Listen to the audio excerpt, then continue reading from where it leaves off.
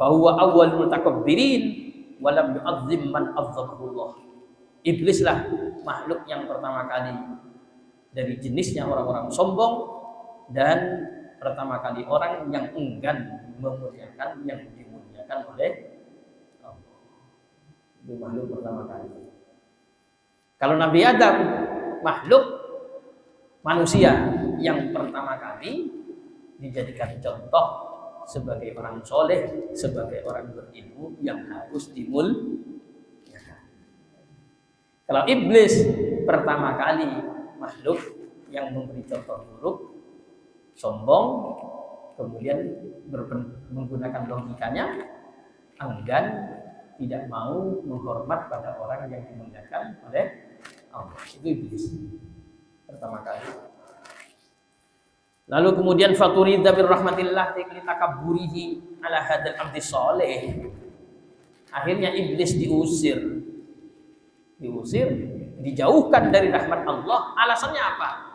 Merasa lebih hebat daripada hambanya Allah yang soleh ini, yaitu Nabi Adam. Makanya kadang kita ini muncul di orang merasa lebih keren, lebih mulia, lebih terhormat dari fulan yang soleh. Ya Allah, gimana itu ya? Wa huwa ainut takabbur 'ala Allah, dan merasa tidak mau mengagungkan terhadap orang yang dimuliakan oleh Allah. Ini adalah hakikat dari takabbur itu sendiri, inti dari takabbur. Li'anna sujuda innama huwa lillah idh huwa bi amrihi wa innama ju'ila sujud lahu tashrifan wa takriman alaihim wa kana minal muwahhidin falam yanfa'hu tauhiduh. Kata Sayyid Muhammad sampai gini, karena persepsinya iblis sujud itu hanya kepada Allah. Sementara Allah itu kan menjadikan sujud sebagai bentuk penghormatan, pengagungan. Bentuk penghormatan, pengagungan. Wa kana minal muwahhidin. Tapi iblis tetap termasuk bagian daripada orang-orang yang hebat tauhidnya. Bagian falam yanfa'hu tauhidu, sayangnya tauhidnya tidak bermanfaat. Gayanya aja kayak kita harus tauhid, hanya mentauhid. Tauhid yang benar begini, jangan begini. Iblis yo kasih contoh kayak gitu. Tapi sayang tauhidnya gak bermanfaat. Kenapa? Karena tidak mau memuliakan orang yang dimuliakan oleh Allah. Allah sendiri yang kasih contoh. Yang nomor 2 ya. Sebelumnya. Yang nomor 2 ini Allah dulu. Allah yang kasih contoh ya. Yang kasih contoh Allah sendiri. Nanti baru hadis-hadis ya. Wa mimma ja'a fi ta'dimi sholihin qaulullah ta'ala fi haqqi Yusuf alaihissalam. Termasuk dari bentuk mengagungkan orang soleh, cara yang Allah contohkan untuk mengagungkan orang soleh adalah firman Allah Subhanahu wa taala di dalam Nabi Yusuf alaihissalam, wa rafa'a abawaihi 'alal arsy wa kharru lahu sujada. Dan Nabi Yusuf mengangkat kedua orang tuanya untuk duduk di atas singgasana. Lalu kemudian orang tuanya Nabi Yusuf dan saudara-saudaranya tersungkur sujud semuanya kepada Nabi Yusuf. Loh, orang tuanya Nabi Yusuf, ibu bapaknya, saudara-saudaranya sujud semuanya kepada Nabi Yusuf. Kira-kira Nabi Yusuf komentar apa ketika nampak orang tuanya itu sujud? Kedua orang tuanya sujud kepada Nabi Yusuf. Saudara-saudaranya juga sujud kepada Nabi Yusuf. Apa komentarnya Nabi Yusuf? Nabi Yusuf, qala ya abati hadza ta'wilu ru'yaya min qabl qad ja'alaha rabbi haqqan.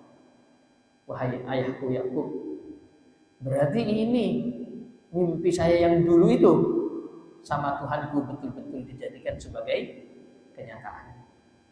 Kan Nabi Yusuf punya 11 saudara. Lalu kemudian punya ibu bapak. Dalam mimpinya dulu waktu kecilnya bilang Nabi Yusuf, ya abadi inni ra'aitu ahada asyara kawkaba wasyamsa wal qamara ra'aituhum li sajidin. Wahai ayahku, aku melihat 11 bintang, matahari dan rembulan, mereka semua sujud kepada coba bayangkan. 11 bintang adalah saudara-saudaranya, matahari dan rembulan adalah ibu bapak sujud. Katanya Nabi Yakub, qala ya bunayya la taqsus ru'yaka ala ikhwatika fayaqidu laka kaida. Ternyata menjadi kenyataan di belakang hari. Bagaimana ceritanya? Ada kedua orang tuanya dua-duanya, saudara-saudaranya yang 11 ini sujud. Tapi Yusuf ingat mimpi. Wah, ini mimpi saya yang dulu itu waktu kecil itu. Berarti 11 orang itu saudaranya semua, ibu bapaknya sujud. Oh, ini mimpi saya yang dulu. Sama Allah betul-betul dijadikan sebagai kenyataan. Nah, dari ayat ini kira-kira contoh apa bukan tuh? Contoh. Sampai orang tua memuliakan anak dengan cara sujud. Saudara-saudaranya Nabi Yusuf memuliakan saudaranya juga dengan cara sujud. Ada di dalam syariat itu memuliakan orang lain.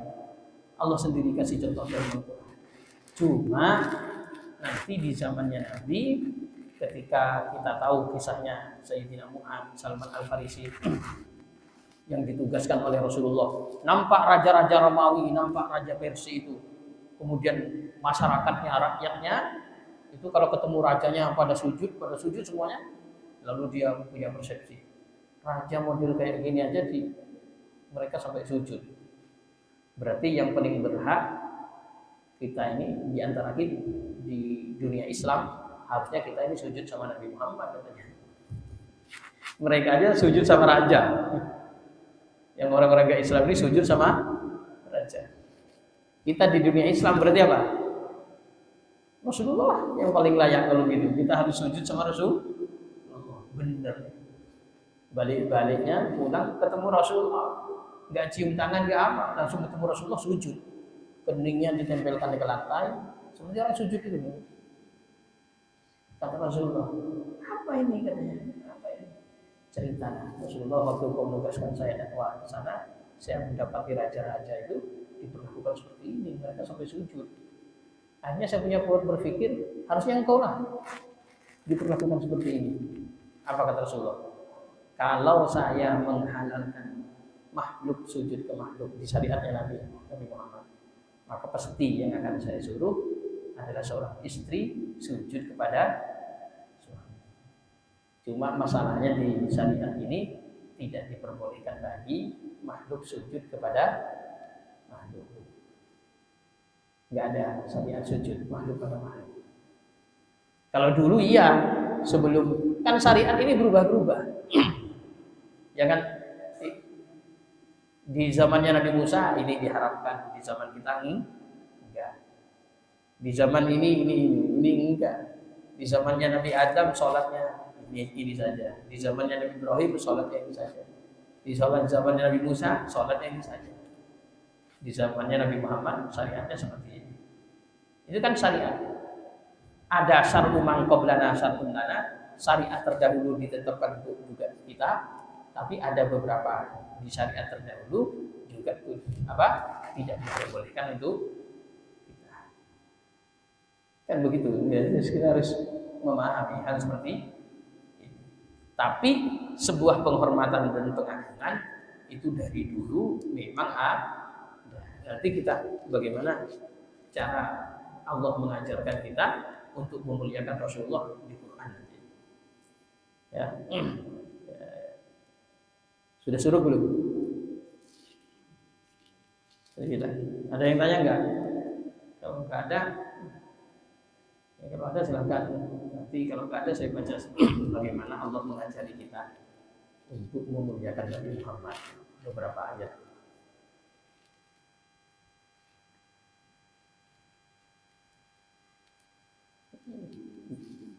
Ya.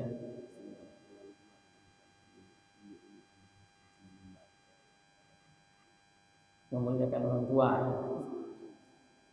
Bagaimana memuliakan orang tua? Orang tua itu kadang anak itu sampai mencium kaki.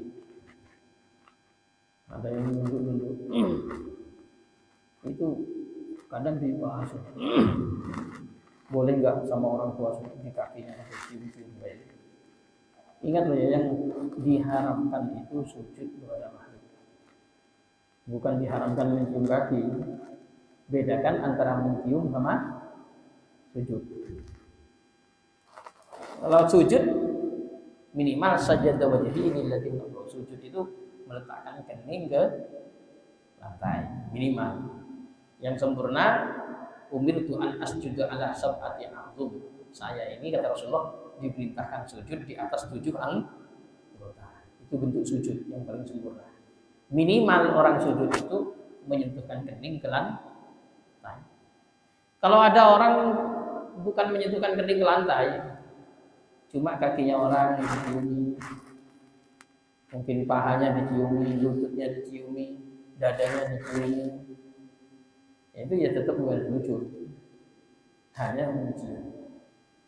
Nah, bagaimana cara menghormat kepada orang tua? Coba Allah sendiri kasih contoh di Al-Quran. Wa qadha rabbuka alla ta'budu illa iyyah wa bil walidayni ihsana.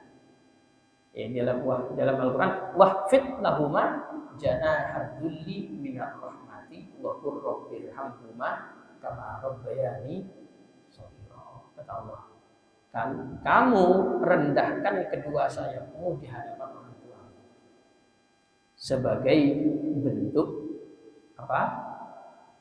Menghinakan diri di hadapan orang tua. Lalu kemudian kenapa kok harus seperti itu? Minar rahmah, itu bagian dari kasih sayang. Kalau kita ini sayang sama orang tua. Bukan itu saja kata Allah. Wa qur rabbirhamhuma kama rabbayani shaghira. Sertai dengan mendoakan keduanya dengan kalimat apa? Wahai Rabbku, tolong beliau berdua kau sayangi sebagaimana susahnya mereka merawat aku waktu aku masih. Jadi kepada orang tua itu kemarin nih saya di daerah Legenda, orang tuanya cerita sampai bangga-bangga. Waktu ada di sini itu, ya maklumlah sekolah formal-formal itu. Gak ngerti Pak, ini dipondokkan ke Blitar, pondok Blitar baru setahun, perempuan. Dia lagi di rumah nonton TV, saya datang, terus saya duduk di bawah, saya langsung turun di bawah terus saya merasa ibu ada yang duduk. Jadi ibunya ibu biar saya yang duduk bilang kemarin sebelum montok nggak pernah punya pikiran kayak gitu. Dia saya lagi di bawah, dia nonton TV tetap aja di kursi. Tahu-tahu setelah mondok baru setahun aja di daerah Blitar itu langsung dia lagi nonton TV di kursi, saya kan waktu itu ada kursi lagi, ibunya turun di bawah, udah mantap, dia langsung turun, ibu aja yang di atas biar saya yang di bawah. Itu bukan menyembah orang tua, tapi apa? Bentuk bagaimana cara memuliakan orang yang mestinya dimuliakan. Berarti orang tuanya di atas, diri kita di bawahnya orang tua. Ya paham. Kalau ada orang tua yang bentuk kasih sayang rendahkan memang. Makanya ada orang tua itu bagaimana? Meskipun tubuhnya pendek, gimana kita di bawahnya dia? Sebagai bentuk apa? Penghormatan. Bukan mau menyembah dia, bukan. Kalau dia posisinya tinggi ya kita tinggal gini aja. Tapi masalahnya lebih rendah. Kita pun harus di bawahnya. Nah, ini gitu ya. Ini cara dalam rangka apa? Memuliakan dan menghormat. Nah, cuma jadi pertanyaan, kalau memang modelnya itu sujud, ada orang tua kemudian kita ini sujud. Apakah itu sampai haram apa enggak? Itu ulama masih bahas. Ada yang bilang makruh, ada yang bilang haram. Kalau sujud sepakat haram. Karena di syariatnya Nabi Muhammad enggak ada lagi makhluk sujud pada makhluk. Tapi kalau rukuk haram apa makruh? Pandangan fikih loh ya. Memang berniat ruku. Semuanya pada bilang apa? Ada yang bilang haram, ada yang bilang makruh. Sujud ini. Ruku. Ada orang tua, ada kiai, kemudian kita ruku. Tapi kalau bukan ruku, bukan sujud, tapi takzim, ya. Tapi apa? Takzim. Yang enggak. Oh, ini loh ada orang bilang ruku enggak kalau ada orang itu? Apa itu? Mau ruku itu? Bukan ruku. Tapi hormat, ya. Kadang yang saklek itu sampai gini aja enggak boleh. Ada bendera gini, dikira nyembah bendera. Ada bendera gini. Apa itu? Bendera nggak bisa memberi manfaat kepada apa? Ngapain gini-gini? Siapa yang minta manfaatnya bendera? Kita tahu bendera kita robek-robek bisa, kita gunting-gunting juga mah. Kenapa kok harus gini sama bendera? Tetapi kita memuliakan bagaimana bendera ini bisa berdiri, itu hasil dari sebuah perjuangan. Maka kita hormat setiap ada bendera ini ditegakkan. Subhanallah. Bukan benderanya yang kita muliakan. Tapi di balik bendera itu ada apa? Sehingga kita harus begitu kepada bendera ini. Coba ada bendera lain yang mungkin orang lain begini-begini. Karena kita tidak tahu di balik bendera itu ada apa. Jadi kita nggak terlalu respect sama bendera-bendera yang lain itu. Gitu ya. Tapi di negara kita ada sebuah bendera yang di dalamnya ada darah yang menetes, di dalamnya ada pengorbanan para syuhada, yang di dalamnya ada. Maka setiap bendera itu naik, kemudian kita sebagai bentuk penghormatan. Bukan nyembah bendera, ngapain bendera disembah? Nabi saja kita nggak mau suruh sembah. Wali apalagi nyembah wali. Yang berhak untuk kita sembah hanya Allah. Kalau sudah berbicara sembah.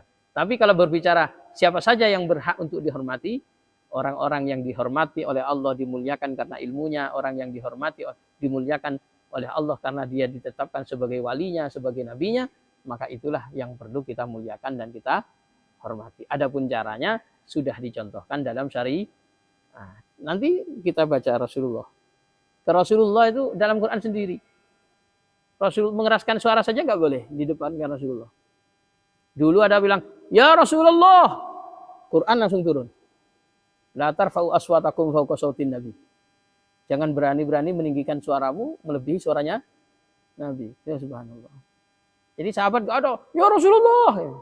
Suaranya takut lebih tinggi melebihi suaranya Rasulullah. Mesti kalau ketemu Rasulullah, ya Rasulullah. Ya Rasulullah, ini kada wa kada. Ya Rasulullah, rendah suaranya, lirih. Kenapa Quran yang bilang jangan tinggi-tinggi suaramu di hadapan Nabi? Namanya dipanggil gak boleh. Ya Muhammad. Allah langsung yang bilang, la taj'alu du'a ar-rasul ka du'a ibatikum. Jangan samakan memanggil Rasul seperti memanggil kalian pada temannya yang lain. Gitu. Subhanallah, langsung kayak begitu. Ini sebentuk penghormatan. Oke ya, paham ya? Insyaallah pada pertemuan yang lain kita lanjutkan kembali. Subhanakallahumma bihamdik asyhadu an la ilaha illa anta astaghfiruka wa atubu ilaik. Assalamualaikum warahmatullahi wabarakatuh.